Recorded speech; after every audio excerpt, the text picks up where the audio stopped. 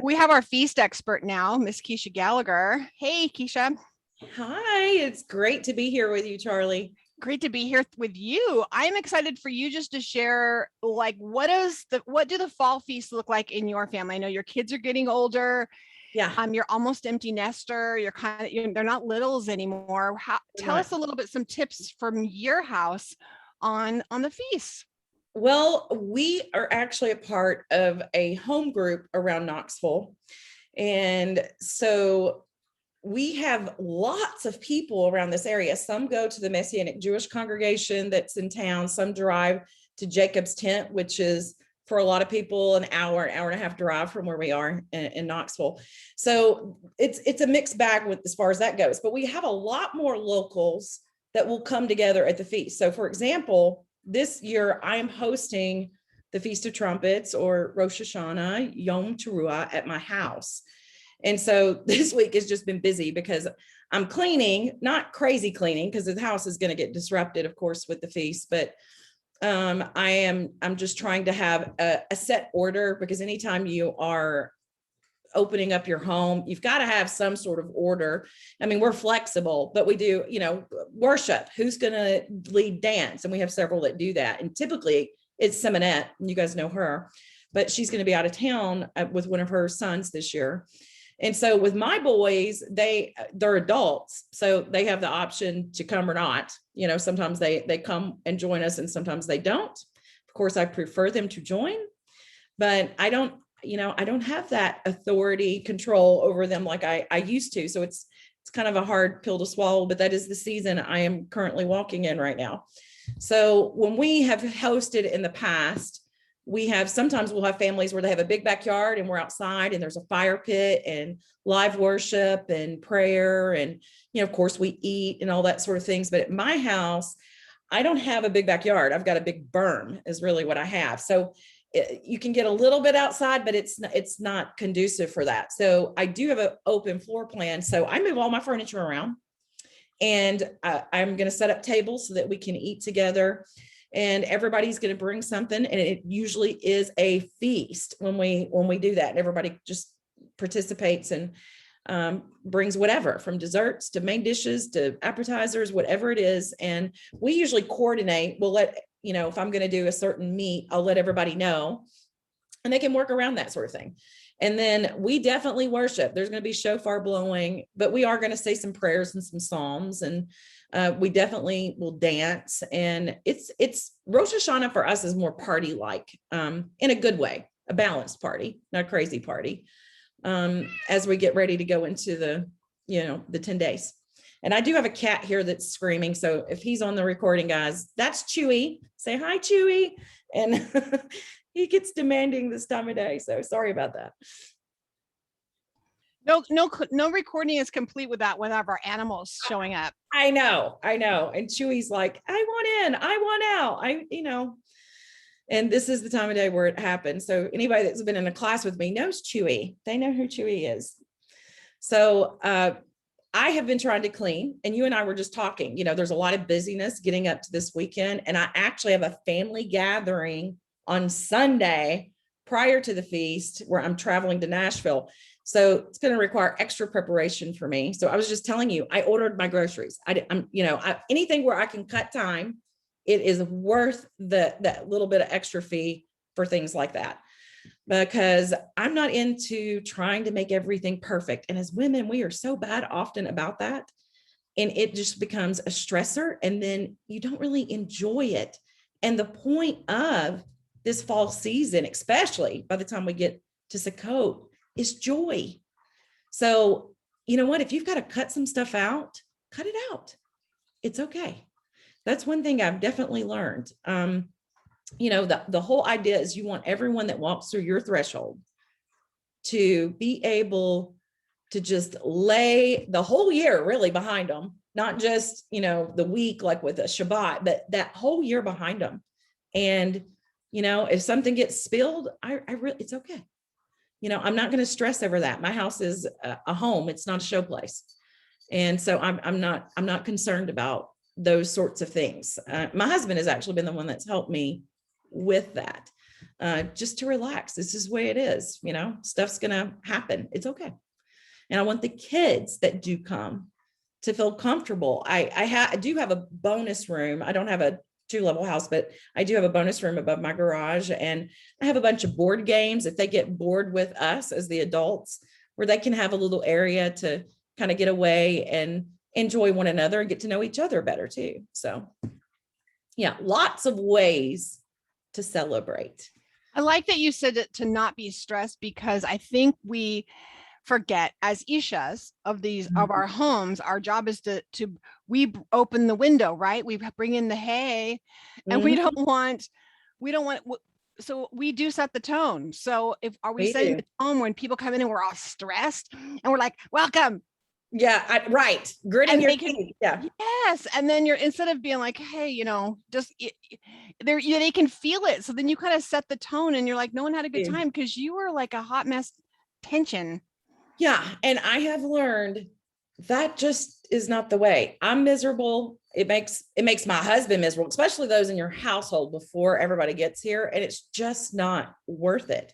No, and I like that you assign things to everyone. So like people have assigned to things, and like maybe you don't have a dance group or someone who does dancing. Well, what if you assign someone that they get to play a YouTube video and they get to show everybody a YouTube video, or they make a YouTube playlist for everyone to sing to. It doesn't, if you don't have a congregation doing all the things, you could assign, even if it's in your own family, okay, you're in charge of this and you're in charge of this.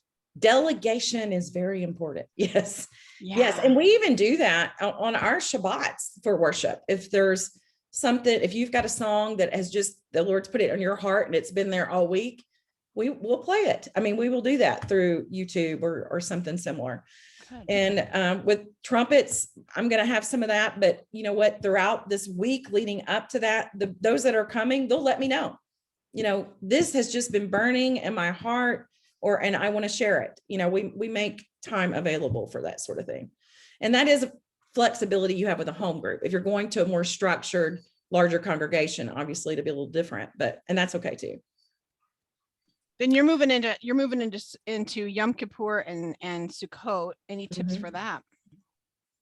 Well, I would definitely say the same thing.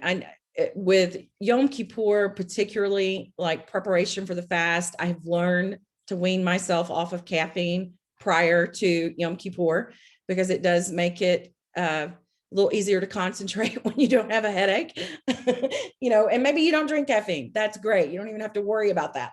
I do drink caffeine, so I do start weaning myself off. And then if you've got little kids, what I did is, especially when they were really little, I told them what we were doing, that we were fasting, and I would just kind of give them an option, and I would limit their diet. They usually have a heart that do want to participate. So, okay, well then you can have some juice and matzo crackers or this, that, and the other, there's a set thing. And I would ask them, well, what would you be willing to give up, in honor of the fast and afflicting ourselves so that we can focus on what, Adonai has for us. And I did that with them. And then when they got to a certain age, both of them, it was generally when they were preteens to early teenagers, they chose to do the fast, and that was how we functioned around that. So, and fasting comes really easy for some people and not for others. And I actually had one experience years ago with a group, and I had my youngest son with me at that time. And we walked into the kitchen because we had brought food because we were going to break the fast together. And it was an older woman, and she was actually eating something back in the kitchen. I didn't say anything, but it did kind of shock me a little bit. And she looked at me and she just said, Kisha, there's more than one way to fast, which I knew that. And I didn't say anything and I didn't chastise her, but I must have had an initial look of shock or surprise on my face for her to say that. But, and anyway, that bothered me. And this is when I was new. So keep that in mind. I was new to the Torah. So if you're new to this understanding, sometimes we get really wrapped up in the black and white letter. And when I experienced that with her, it actually made me question her walk, which is the wrong way to go, ladies. That is not how you go about this. And as I went back out into the service and I was praying, I had this super strong conviction about that whole thing.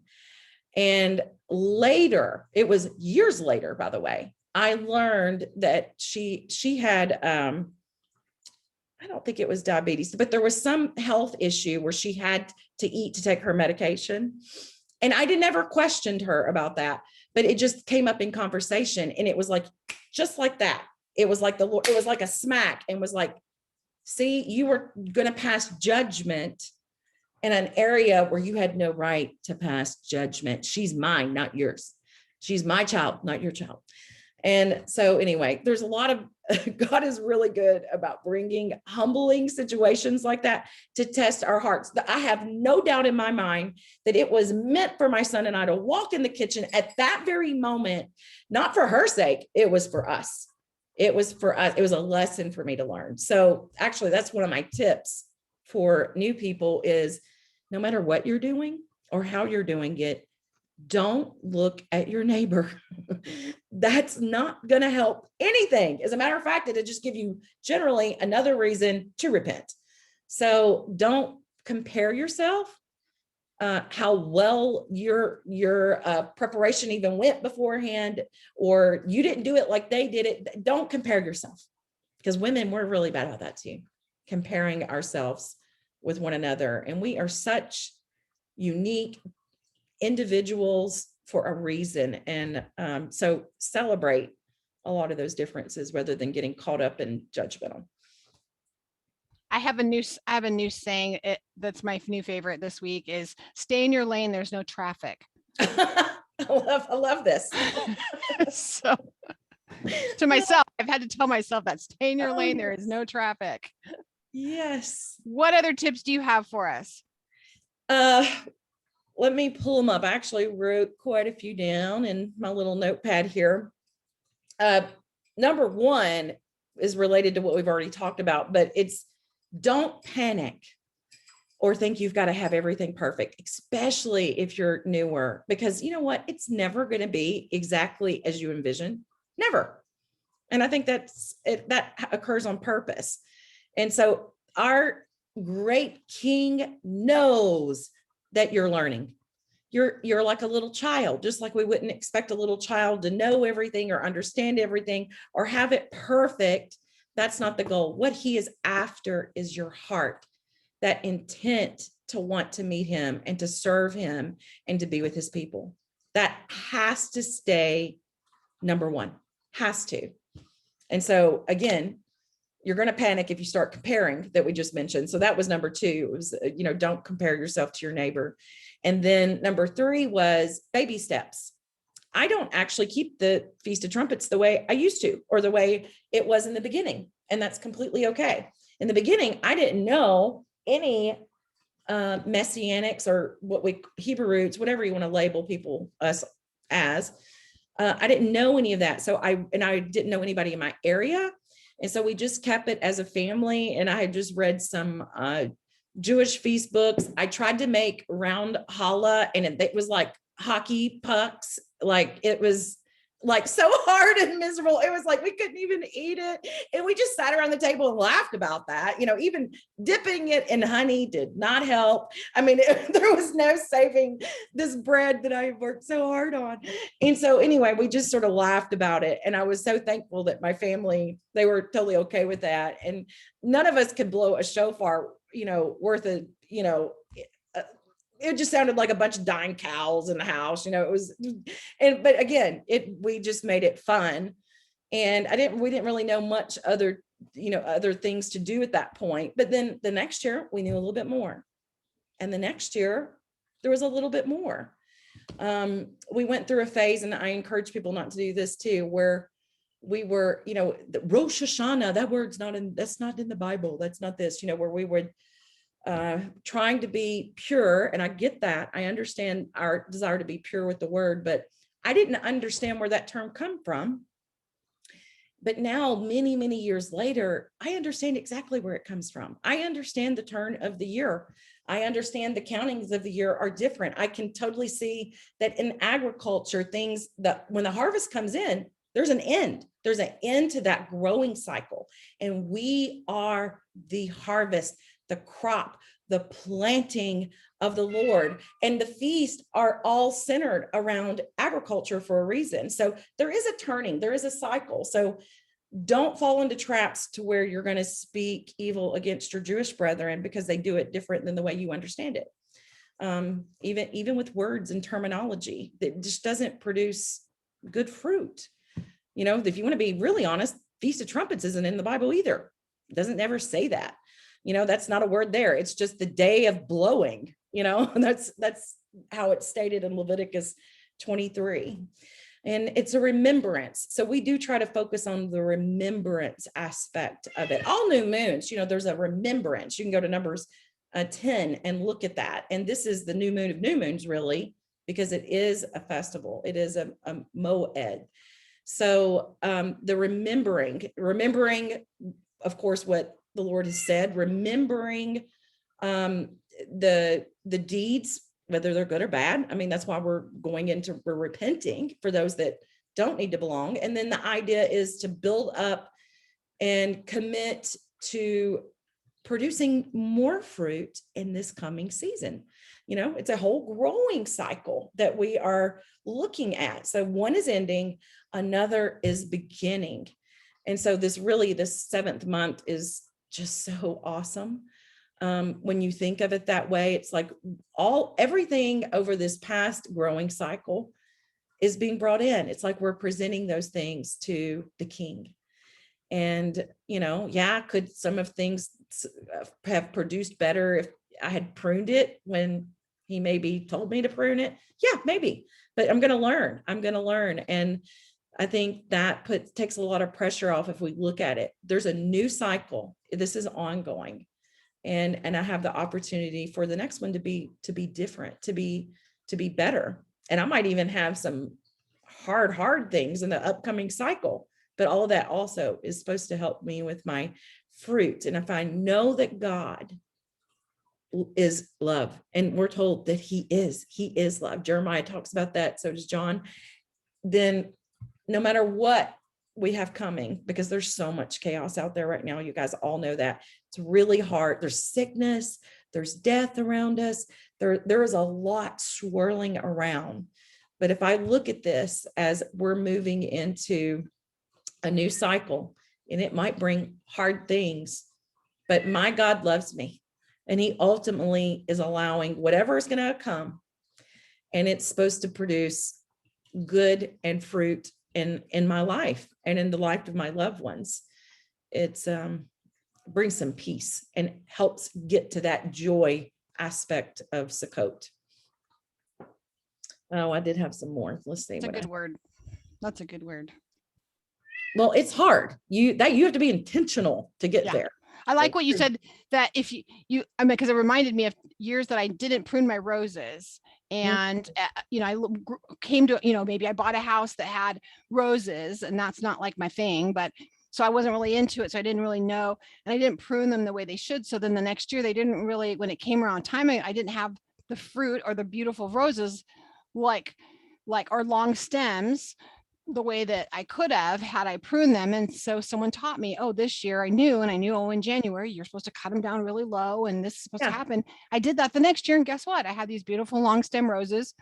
So I like that. That was good.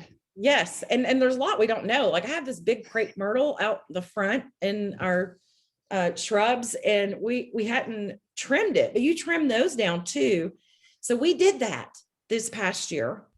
Oh my goodness, you should see that thing this year. I mean, it is absolutely amazing. It's we've lived here about 5 years, prettiest year ever for that thing. And we basically cut it all the way down. And I thought, oh no, I don't know what's going to come of it, but it's the prettiest it's ever been. And it's full with the blooms and things. So that's beautiful. That's good. That's good. I like that a lot.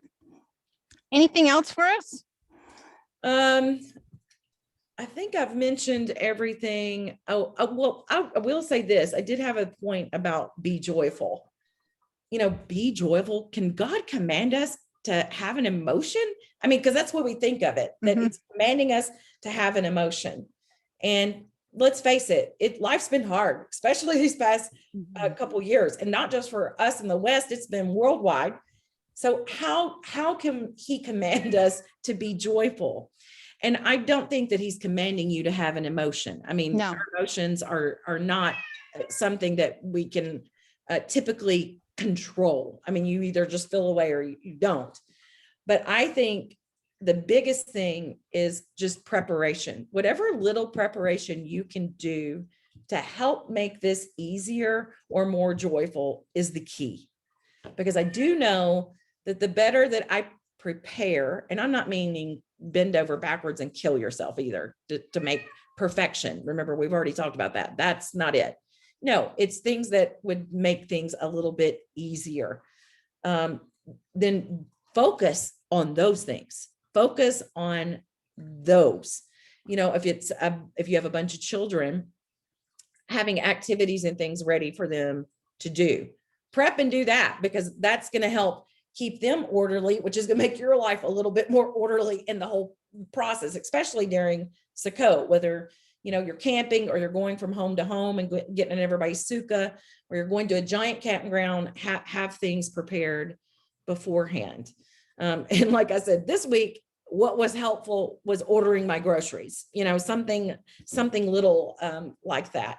Or maybe you're about beautifying. You really like to decorate, go ahead and start getting all that stuff ready. So it's for your sukkah particularly, so you can have it ready to go. And then we're a little late for this, but there are websites. One of them, I always remember this because it's called Got Etrog, like got milk, the little jingle, got milk. It's Got Etrog, ETROG. And so that is the lulav and the little etrog citron fruit. Companies like that, you would have to order before now, but I usually, after the fast of the 9th of Av, is when I start looking. Those emails, once you get on their email list, they'll start coming between then and the 1st of Elul, and you can go ahead and order it if you want to. Go gather your own branches from your own backyard. I mean, we've actually done it that way too.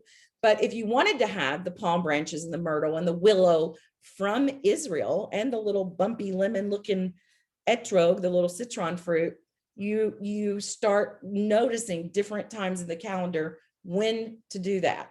At the same time, that's when usually new Taurus reading schedules are put out. That's when calendars. I personally love First Fruits of Zion, their Hebrew calendar. Same. Yeah, and so this is the time. This is the time to order it and have those things in. It's all like an end of year type little inventory thing. We're inventorying, of course, mostly inside, which is what we should be doing with our hearts, but there's all these other little things you can do. And then it's all done. It's done before that 7th month ever arrives. It'll just be shipped, come right to your door. Yeah. I have a question for you, and I've kind of been asking everyone this question. I forgot to give it to you in advance, but you have answered this before, so I know you know that off the top of your head. 2 New Years, what is that all about? I'm new, and I mean, Yeah. I thought Passover was the new year, and now this is the new year. What's this all about? How come we have 2 New Years? Oh, well, you know what? Actually, I have a chapter in a book I'm working on. It's called 2 Heads of the Year. And I may put that in a PDF and share it with you guys because it's not completely edited, and I may change it a bit, but I don't know how many pages it is, maybe 5 or 6 like full-size pages, but I will share that with you guys because there is so much evidence for this. It's just months are not years and years are not months. I mean, we know this, but with the Lord's calendar, to me, this is just so spectacular because not only is it picturing what's going on outside here, but we're really like trees walking around. We are the planting of the Lord. You are an earth being. And so when you're looking at the Jewish tradition that this is commemorating, it's a remembrance of creation, then that's the way they look at it. It would have been this time of year. And if you just sit and ponder about the days of creation, and you get to the 7th day when everything is complete, I want you to visualize what season would that be? what season would it be in the calendar, particularly from Israel's perspective, where, all the trees have flowers and fruit? When everything is full and complete, what season is that? It would be this season. That's when everything is full and complete. This is when all the harvest would come in. So you can imagine that if that was likely the season that creation occurred, and they look at it that way, that's what we're remembering. Well, for us, from a spiritual standpoint, you could think of it as a commemoration of your natural birth. You had a natural birth where you exited your mother's womb, and guess what? Your parents started counting your years from that point. But hopefully, at another point in your life, you had another birth. This time, it was a spiritual birth. That is really what the spring figures. That is what your Passover and that week really, where you have matzah and first fruits. Sorry, I didn't silence my phone. But that is when you were like born again. And we know that that's exactly what Passover figures. I mean, that's what Messiah was doing in the first century with his death, burial, and resurrection. There's new life there. When the children of Israel came out at Egypt through the Exodus, it was like they walked through blood and water. It was a birth. It was a birth of a whole nation. So you can see there's renewal, but it was a new birth, meaning there had already been a birth. So to me, those 2 points on those heads of the year highly figure this. I mean, God is amazing. He doesn't miss anything. So when we're looking at years, it's more natural. When you're looking at the new year for months, and by the way, that's exactly what Exodus 12 says. Nowhere does it say this is Rosh Hashanah. That phrase Rosh Hashanah is not in Exodus 12:2. It says Rosh Hodeshim, the new year. It's not new year. It says head of months of the year. And so our Jewish brethren, they have both counts. I mean, the months are counted from then, but the years remained from like creation. And so that's just a snippet. I do have a lot of scripture references in that upcoming chapter, but I will send that to you, Charlie. That'd be helpful for a lot of people. That's great. And I'll just post that down below this video so y'all can easily pull it up as a PDF and grab it. Thank you for sharing with us.